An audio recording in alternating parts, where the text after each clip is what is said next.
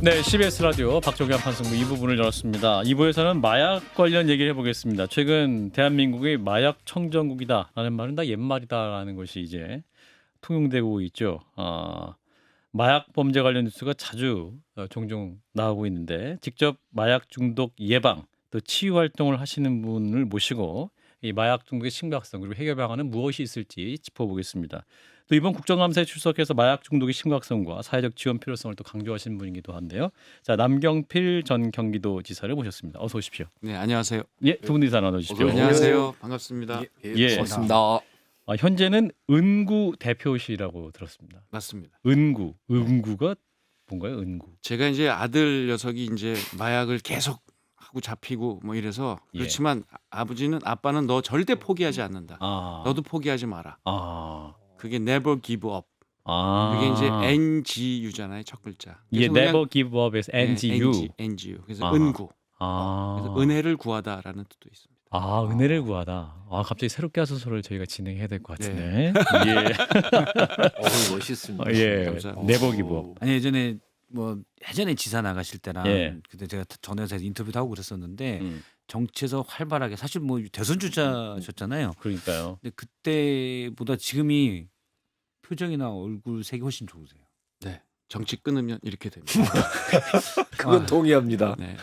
그리고 김웅 의원님도 아주 지금 좋으신데요. 뭐 사람들이 다 얼굴 좋아졌다고. 그래서 저는 마약도 끊고 정치도 정치도 끊어라. 정치가 마약 아니겠습니까? 사실 저한테 그런 거 많이 물어보세요. 어떻게 정치 끊었냐? 끊으셨어요? 아, 그래야 마약 끊습니다. 그렇군요. 어유, 뭔가 이게 좀 초월하신 분 같아가지고 표정도 그죠? 예, 저도 그 우리 남경필 대표님이 지금 이제 여쭤보면 될 것 같은데 사실 이전에 인터뷰하실 때랑 진짜 표정이 바뀌셨어요 얼굴이. 그런 얘기를 많이 하세요. 예, 예. 그게 찌들어 있었다가 네. 지금은 그냥 편안해 보인다고 어허. 그런 얘기를 많이 하십니다. 그렇군요. 그러면 이게 이제 마약 퇴치 운동도 아드님 관련 사건 이후부터 결단하시게 된 건가요? 맞습니다. 그 예. 아들 때문에 이제 고통도 겪고 그 가운데 뭐 하나님도 만나고 그러면서 저한테 이 일을 그러니까 쉽게 얘기하면 예. 네 아들은 내가 책임질 테니 어허. 대신 하나님이 저한테 그러더라고. 음. 우리 애들 중에 예. 마약 때문에 육체, 정신, 영적으로 고통받는 애들이 너무 많은데 대신 걔네들은 네가 좀 케어해라 어허. 라고 하셔서 제가 이제 은구를 어허. 만들게 됐고 지금 마약 치유 운동을 열심히 하고 있습니다. 그렇군요. 그 당시 이제 아드님이 처벌을 받았었는데 다시 마약에 손대는 거 알게 되셨었다고. 네. 어떻게 아셨어요? 그럼 굉장히 좀 당황하시거나 좀 절망을 느끼셨을 것 같아요. 알게 돼요. 이제 네. 이제 애가 이상하죠. 정상이 아니니까. 같이 살고 있기 때문에. 같이 살면서도 처음에 몰랐어요. 음. 그러다가 어느 시점이 되면 알게 되고요. 음. 근데 그 알게 되면 거의 늦은 상황입니다. 보통 이제 마약이 보통 초범일 경우에는 검사도 하셨으니까 아시지만 대부분 일단 구속안시켜 풀어주거든요. 근데 왜냐하면 그게 초반에는 본인의 몸을 망치지 남한테 해코지하지 않아요. 숨어서 하거든요. 그래서 잘 모르다가 예. 이제 카드값이 엄청 나온다든지 핸드폰 가격이 뭐 밀린다든지 이제 그걸로 나중에 마약을 사거든요. 그래서 근데 친구들한테 돈을 엄청나게 빌린다든지 예. 경제 생활이 안 되고 회사를 못 간다든지 이런 걸로 나타나거든요. 예. 그렇게 알게 된 거죠. 음. 그리고 마약한 거를 나중에는 이제 그 조금 도사가 되면 예. 보면 알아요. 얼굴을 보고. 얼굴 보면 예. 눈빛이나 이런 거 보면 알 수 있습니다. 저희들이 눈빛 계속 보고 계시길래. 그래서 뭐 정치권에서 빠져나오셔서 괜찮아 보이십니다. 이거 찍고 있어요. 저희도 약간 진찰하시는 것 같아갖고 이 사람은 무슨 마약인가 이러면서 보시는 거. 그 직접 신고하셨잖아요 아드님을. 그때 마음이 어떠셨어요? 원래 아들이 2번 자수를 했고요. 자수를 맞네요. 했는데도 안 네. 잡아가더라고요. 경찰에서. 네, 그냥 집에 가 있으라고 그래가지고 아. 가 있었는데 계속 안 잡아가니까 또 하고. 그래서 이제 병원에 제 발로 들어갔는데 정신병원에 폐쇄병동에 갔어요. 아이고. 근데 이제 갑자기 수두가 돌아서 나온 다음에 또 다시 하니까 그때는 어쩔 수 없이 가족들이 신고하기로 했고 그렇게 하기로 했지만 아버지 입장에서 아들을 직접 신고할 수밖에 없는 그 상황이 사실은 가장 힘들 때였습니다. 그렇죠. 네. 너무 힘드셨을 것 같아요 사실은. 힘들죠. 그러면 아들이 그 전에는 자수를 했었는데 네. 그때 신고하셨다는 거는 아들이 그때는 이제 자수에 대해서 좀 꺼렸다 이렇게 볼 수도 있는 거잖아요. 이런 거예요. 그러니까 맨정신으로 하면 신고하고 뭐 자수도 하고 그러는데 마약을 딱 산 그 상태에서는 이제 제정신이 아니죠. 근데 저희가 프로토콜을 짜놨어요. 예. 또 만약에 그러면 신고하자. 그래서 사실은 제가 그때 성지순례가 있어서 제 둘째 아들이 신고를 했는데 아하. 영장을 또 기각을 시켰죠. 아하. 참 저희는 구속시켜 달라고 하는데 영장이 기각이 돼서 이제 제가 귀국을 하고 제가 직접 그때는 신고를 하면서 그 신고자 그 경찰 조서를 꾸미게 돼 있더라고요. 예. 거기다가 그래서 아예 구속시켜 주세요라고 그렇게 요청을 했죠. 예. 쉽지가 않으셨을 텐데. 지금 굉장히 담담하게 말씀하시지만 그 당시 네. 상황은 정말 고통스러우실 것이고. 그 한 2, 3년 사이가 정말 지옥이죠. 그러니까요. 하루하루가 네. 매 순간순간. 그래서 마약을 하는 걸 알게 되는 부모님들은 그 과정을 다 겪을 수밖에 없어요. 요새 뭐 대세 배우인 티모시 살라메가 주연한 뷰티풀 보이라는 영화가 있는데요. 네. 그 영화는 그 아버지가 마약을 하는 아들을 두고 겪는 이야기를 책으로 쓴 이야기가 영화가 됐거든요. 예, 예. 똑같습니다. 그래서 마약을 근데 지금 이렇게 말씀드리면서도 많은 마약을 하는 아이들이 너무 많아요. 아이들을 하면 중고생도 중고생들도 많고 요즘 초등생부터 시작을 한다고 하고요. 그래서 이 마약 문제를 단순히 그냥 남의 집 이야기로 생각하시면 안 되고요.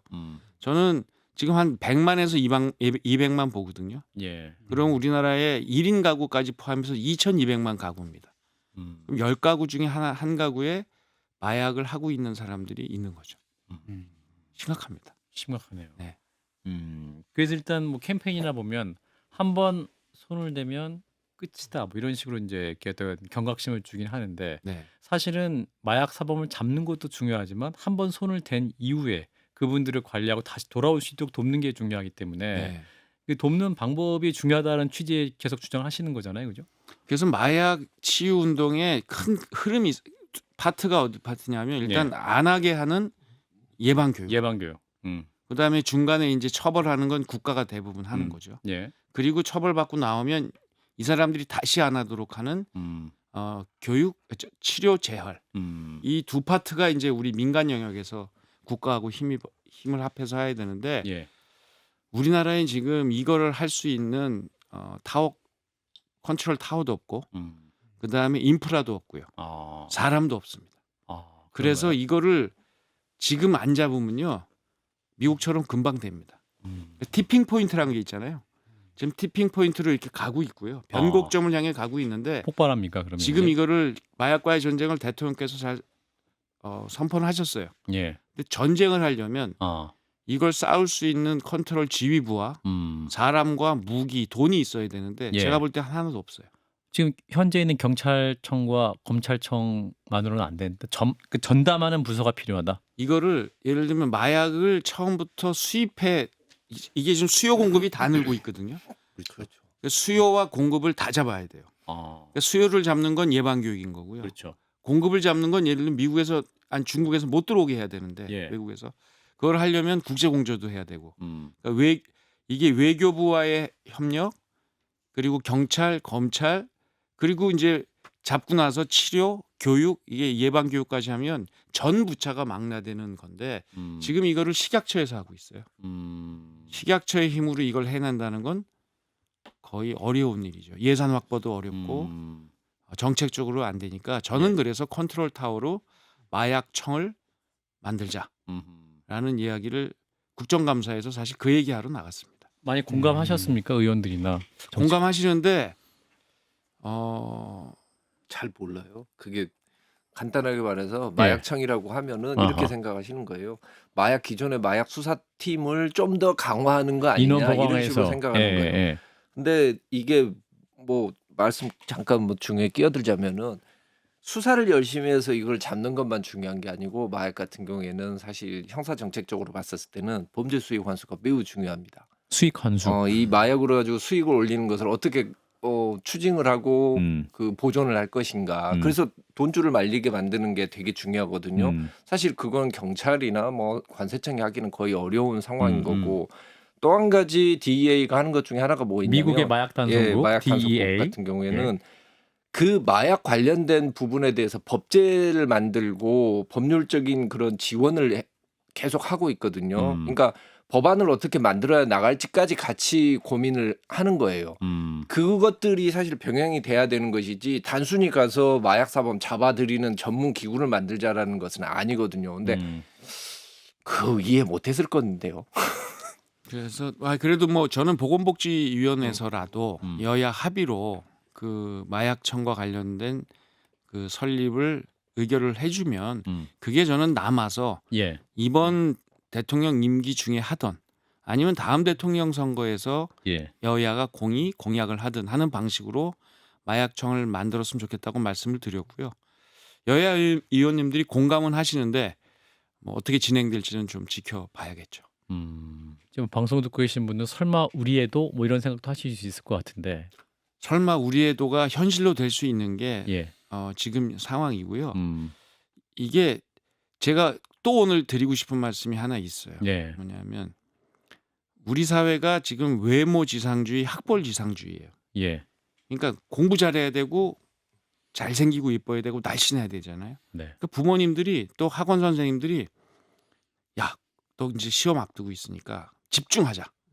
ADHD 약을 줘요. 각성제를. 아. 그게 마약 성분이 있습니다. 아. 또 다수의 그 다이어트 약 이게 마약 성분이 포함돼 있어요. 아. 그러면 이게 우리 부모가 아이들에게 너는 좋은 학교 가야 돼, 너는 이뻐져야 돼라고 하면서 마약을 주고 있는 거예요. 카페인이 뭐 다양하게들은 이제 어떤 잠이 안 오게 한다거나 오래 버틸 수 있게 하는 뭐 그런 뭐 ADHD 같은 약은 아예 의사가 처방을 받아서 약을 아예 약에 의약 성분에 마약 성분이 들어 있는데 이거를 부모님들이 사실은 먹이고 있는 꼴이라는 것.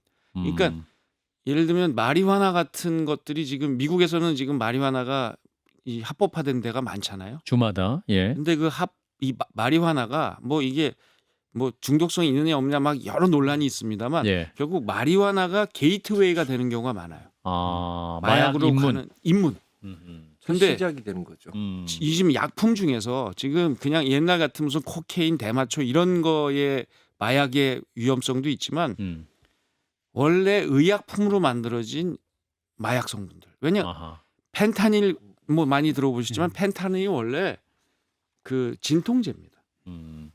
수술 받은 사람들에게 진통제를 주는 마약성 진통제인데 이게 신이 내린 선물이라는 얘기를 들을 정도로 훌륭한 의약품이었는데 이게 싹 뒤집혀서 마약으로 쓰이니까 지금 미국에서 20에서 40대 사이에 사망률 원인 1위가 그냥 마약이 아니구나 단 한 품목 펜타닐이에요. 그 정도로 무서운 신이 내린 선물이라고 했던 게 지금 마약으로 아이들을 죽이고 있거든요. 그러니까 이런 것들을 전혀 모르고 지금 우리 부모님들이 아이들을 지금 마약으로 밀어넣고 있는 경우들도 있다라는 걸 저는 말씀드리고 싶습니다. 그러니까 실제로 버닝썬 사건 이후에는 클럽이나 이런 데서 좀 공공연하게 지금 알약 형태로 이렇게 돌아가고 있거든요. 그 유통이 되고 있고. 근데 그 지금 거의 단속이 안 되고 있어요. 다들 쉬쉬하고 있는데 다 알만한 사람 다 아는데 이게 단속이 안 되는 거예요. 심각한 상태인 거 맞습니다. 플러스 뭐가 있냐면요. 요즘은 마약이 그 화학 성분을 합성해서 만들기 때문에 A, B, C를 섞으면 무슨 마약. 거기다가 이게 적발이 돼요. 그러면 A, B, C, D, E를 섞으면 다른 마약이 돼요. 그럼 얘가 마약이 아니에요, 아직은.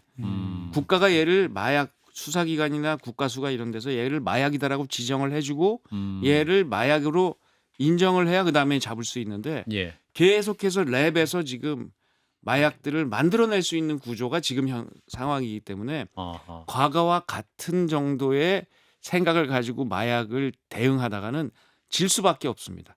지금 이 상태로 가면 저의 생각은 마약과의 전쟁은 진다. 그러면 우리 사회는 굉장히 혼란스럽고 어려워지고 우리 아이들이 마약에 노출된다. 이렇게 생각합니다.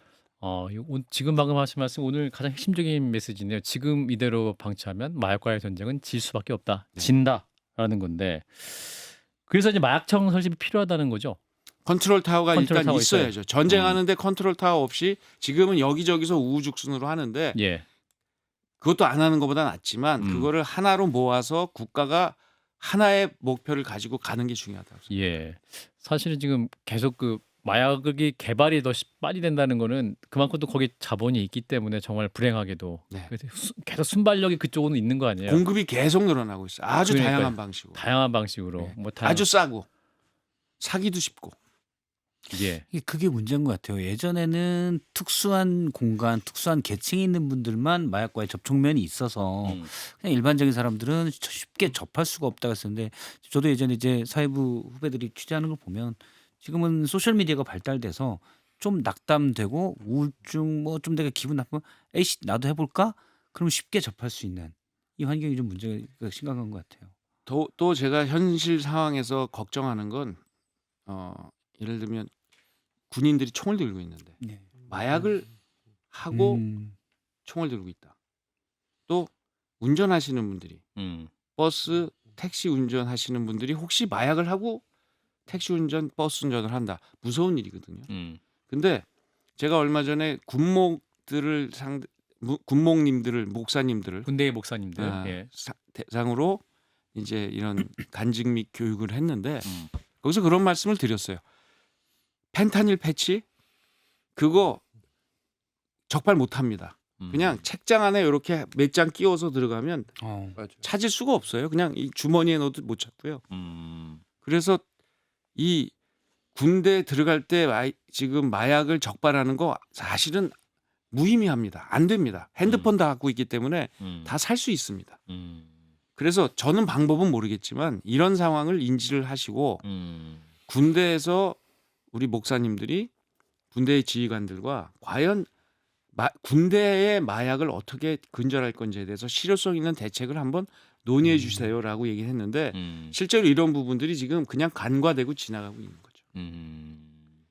그리고 또 한 사람들을 판매하는 사람들이 알아가지고 또 끊으려고 노력을 해도 다시 접할 수 있도록 뭐 놓고 가고만 한다 뭐 이런 식의 범죄도 있다고 하던데. 얼마 전에 이제 저희 아이하고 같이 있다가 먼저 출소한 예. 지금 저희 아이는 그 이제 치료를 받고 있어요. 예. 그러니까 치료 감호소에서 뭐 구속돼서 재판 뭐 아시지만 형을 사는데 치료를 받고 있는데 예. 거기에 같이 치료받던 친구 아이가 먼저 나갔어요.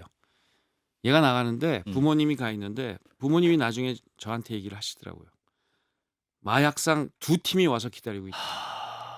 얘가 좀 있는 집 아이인데 그냥 그 안에 이미 전원이 들어가서 야, 너 나오면 우리가 마약을 뭐 한 1, 2kg 줄 테니 이거 갖고 너 하고 싶은 만큼 하고 그리고 판매해라. 그래서 그 아이를 데리고 마이는 벌써 막 이런 얘기가 들으니까 벌써 이게 이제 상상도 되게 작용이 되는데 얘를 설득해서 마약 공동체 재활 프로그램이 있는 공동체로 제주도로 가는데 그 예. 아이를 설득해서 갔는데 아하. 정말 무섭더라는 겁니다. 벌써 이미 마약상들이 와서 이 아이를 낚아채 가려고 기다리고 있다. 야. 그러니까 중독성이 그게 무섭다는 게 과학적으로 나온 게 마약이라는 말만 듣잖아요. 그럼 요 뒤에 이 배우 선조체라는 데가 막 빵빵 터진다는 거예요. 거기가 막 MRI 찍어 보면은 그 말만 들어도 이게 막 난리가 나는 거예요. 그래서 뭐 말씀하신 것처럼 아무리 그렇게 치료를 받고 나오더라도 자기가 알고 있는 마약상 얼굴 보는 순간 옛날 그 생각이 나는 거죠. 뇌라는 게 뇌를 예. 지배를 하니까. 사실 그래서 재활 프로그램 같은 경우도 앞서 이제 원래 신고해서 차라리 잡아가려 했던 거는 완전히 폐쇄되고 격리된 공간을 원한 거잖아요. 맞습니다. 사실 예산으로 아마 그런 것들을 원하는 분들도 꽤 다시는 안 해야지라고 하면서 원하는 분들이 우리나라에 그런 건 이제 거의 없는 것 같아요. 마약을 그 감옥이 아닌 곳에 가서 이 완전히 단절된 곳에서 치료하는 길이 예. 폐쇄병동, 예. 정신병원 폐쇄병동으로 가는 방법이 있는데 그것도 전문적인 치료를 지금 받기가 참 어려워요. 어렵죠. 그냥 한두 개 정도 있기 때문에 그것도 너무나 부족하고 그리고 마약을 끊고 싶어서 군대 감옥 갔다가 나와가지고 어디 가서 공동체에서 하고 싶은 사람들이 있거든요. 그런 시설도 지금 다 없어지고 1개 정도 남아 있어요. 근데 그거에 여러 가지 이유가 있는데 국가의 지원도 없어요. 예. 또 하나는 님비 현상이에요. 그런 공동체가 우리 아파트 주변에 있는 거 이상하다. 싫어요. 쫓겨나요. 음. 여러 가지 이유가 있지만 이게 이제 마약이 남의 일이 아니다. 우리 가족의 일이 될 수 있고 우리 공동체의 일이고 우리 국가의 미래를 좌우하는 중요한 요소라는 걸 우리가 인식을 같이 하는 것부터 시작을 해야 됩니다. 치유 공동체도 운영하시는데 이건 정확히 어떤 역할을 하는 겁니까? 이게 치유라면은 정말 완벽한 격리도 돼야 될 것 같고 사실 네트워크가 있으면 언제든지 또 막 조금만 클릭하면 접선할 수 있는 상황이긴 한데 어떻게 운영되는 겁니까? 아직 저희가 운영은 하는 건 아니고요. 예. 운영을 이제 하는 곳을 저희가 지원을 해드리려고 하고 지원을 있고요. 예. 지금 이런 겁니다. 이 마약을 정말 이게 도파민이 막 분비가 되는데 이걸 끊어내려면 사실은 마약으로 얻는 기쁨보다 더 큰 다른 차원의 기쁨을 어허. 삶에서 느끼게 해야 되고. 느끼게 해주는 게 1번이에요. 그래서 그 신앙을 통해서 하는 경우들이 꽤 많고요. 그리고 굉장히 보람 있는 사회적 가치가 있는 또 남을 도우는 일 이런 것들을 하면서 이겨내는 경우들이 케이스들이 있습니다. 예. 근데 이것도 처음부터 되는 건 아니고요. 사회에 딱 예를 들면 마약을 하고 감옥에 갔다 나와서 딱 그냥 자유를 누리게 되면 바로 넘어가는 경우들이 많아요. 그러면 그런 사람들끼리 모입니다.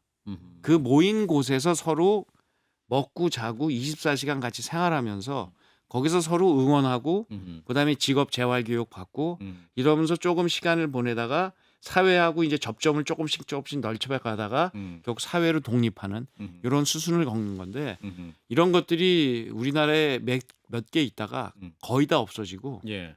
지금 제주도 하나 정도 남아 있는 상황입니다. 그렇군요.